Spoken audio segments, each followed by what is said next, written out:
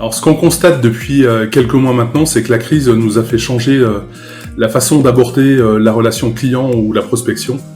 Même si ça paraît pas toujours facile, il est possible de continuer à vendre ou de prospecter en visio. Et pour réussir une bonne visio, il y a certaines règles à suivre.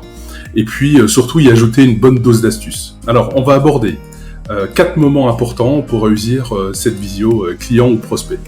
Première des choses, c'est la préparation. La deuxième chose, c'est l'environnement de la visio.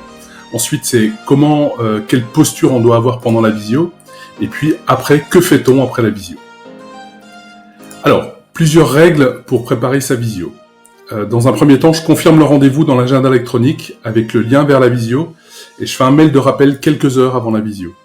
Vous pouvez d'ailleurs l'automatiser pour pas oublier avec des applications comme Zapier par exemple. Ensuite, je prévois du temps avant la visio pour me préparer. Je suis prêt 5 minutes avant l'heure prévue, de façon à être prêt au moment de démarrage de la visio. Je prépare aussi tous les documents que je présenterai à mon interlocuteur en les ouvrant dans des onglets pour pas perdre de temps à les chercher lors de la visio, tout simplement.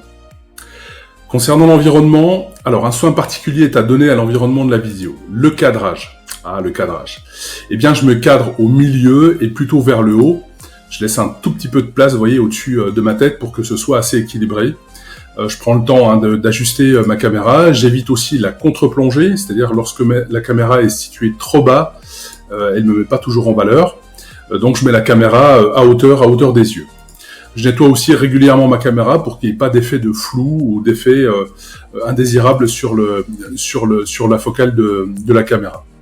Je prévois aussi un bon micro.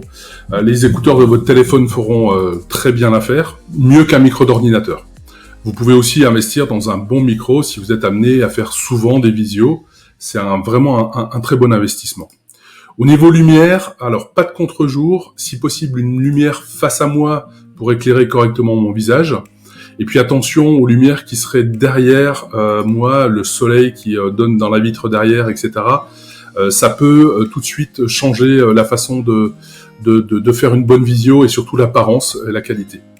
Pour l'apparence physique, c'est la même chose que quand vous êtes en rendez-vous client, vous y alliez bien rasé, vous êtes bien coiffé, vous avez mis une belle chemise, donc tout va bien, et c'est important, et on fait la même chose en visio. Alors les petites astuces pendant la visio, il y a certaines règles. La ponctualité, c'est la première. Je me connecte toujours quelques minutes avant la visio pour être prêt. Alors moi j'ai une petite astuce, je me sers de mon téléphone pour mettre une alarme 5 minutes avant, de façon à ce que je sois prêt, et je me mets en condition pour mon rendez-vous. Et je démarre à l'heure, ça aussi c'est important. Au niveau de la posture, je me tiens droit sur ma chaise, c'est la même chose que lorsque vous êtes en face à face, vous n'êtes pas avachi sur votre siège, c'est important de bien se tenir droit, on a une meilleure diction et ça passe mieux. Je souris aussi, c'est une règle de base, mais quelquefois on est stressé et on oublie de sourire avec le client ou avec le prospect. On peut aussi utiliser la position debout pour être à l'aise dans ses mouvements et être plus dynamique, ça fonctionne également très bien. Vraiment un truc à pas faire, c'est éviter de bouger l'ordinateur ou la tablette quand on est en visio, c'est vraiment désagréable pour celui qui est en face, et on a un peu l'impression d'avoir le mal de mer. Et puis dernière chose, si on est avec plusieurs personnes en même temps, je fais bien attention de donner la parole à tout le monde, et à poser des questions pour vérifier l'intérêt de chacun. Alors quand la visio est finie, il reste encore des choses à faire. Je remercie par mail mon interlocuteur pour le temps qu'il m'a accordé. Je lui partage bien sûr les documents présentés. Je fais un compte-rendu ou une synthèse ou un petit résumé de ce qu'on a échangé, de façon à ce qu'il ait tous les éléments en main pour la suite. Voilà, c'est déjà fini. N'hésitez pas à vous abonner à ma chaîne si vous voulez d'autres astuces. À très bientôt.